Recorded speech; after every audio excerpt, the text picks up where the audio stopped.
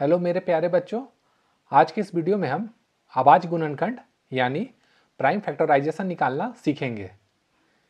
इसमें मैं बहुत बेसिक तरीके से आपको सिखाऊंगा कि आपको कहीं भी कोई दिक्कत ना हो।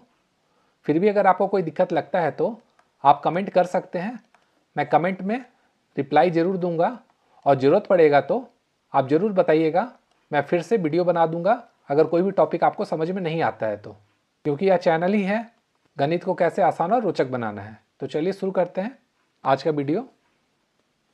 तो अभाज्य गुणनखंड निकालना है यानी प्राइम फैक्टराइजेशन निकालना है, तो वो क्या होता है किसी भी संख्या का, चलिए वो जानते हैं।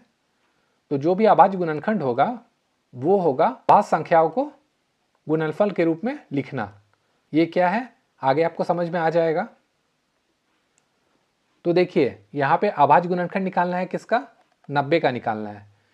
तो 90 को निकालने के लिए क्या करना है हमें, यहाँ पे 90 लिख लीजिए और यहाँ पे ऐसे लाइन खींच दीजिए और उसके बाद इस 90 को हमें अभाज्य संख्याओं से गुना करना है। अभाज्य संख्या क्या हो जाता है, 2, 3, 5, 7, यानी जो संख्या सिर्फ खुद से कटे या फिर एक से कटे और किसी भी संख्या से नहीं कटे उसे अभाज्य संख्या कहते हैं।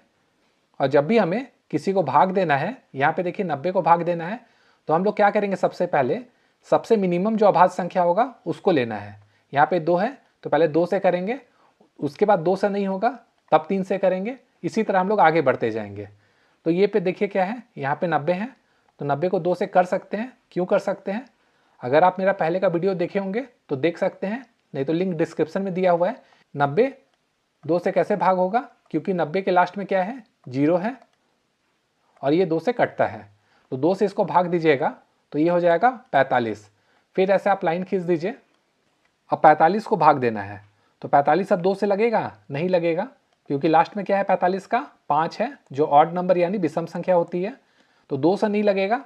तो मैंने आपको क्या बताया था, जब 2 से चेक हो गया है तो अब 3 से चेक करना होगा। तो 3 से होगा क्या, 45 है, दोनों को ऐड कीजिए कितना हो जाता है 9, और 9 3 से कटता है, इसका मतलब 45 जो है ये 3 से कटेगा।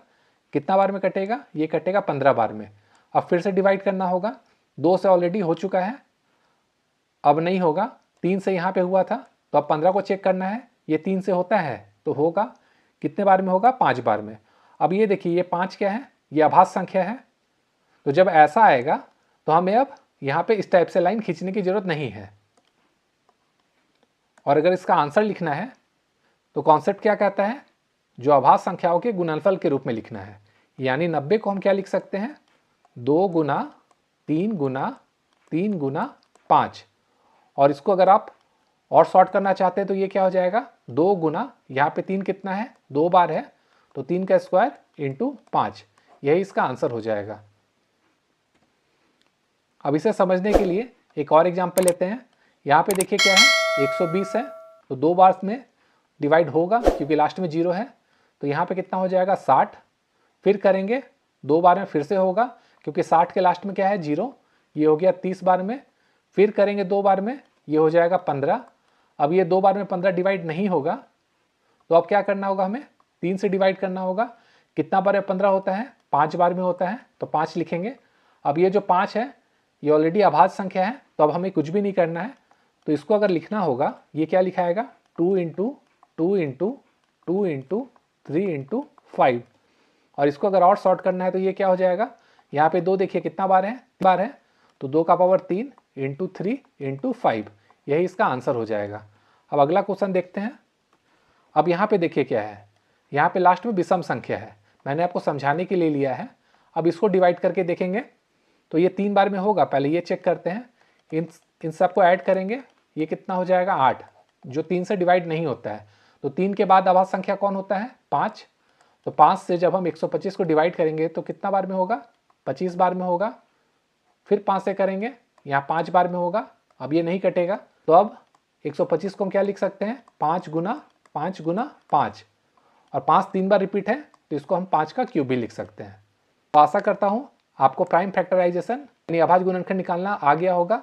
अगर नहीं आया है तो आप कमेंट जरूर कीजिएगा, मैं एक और वीडियो बना दूंगा।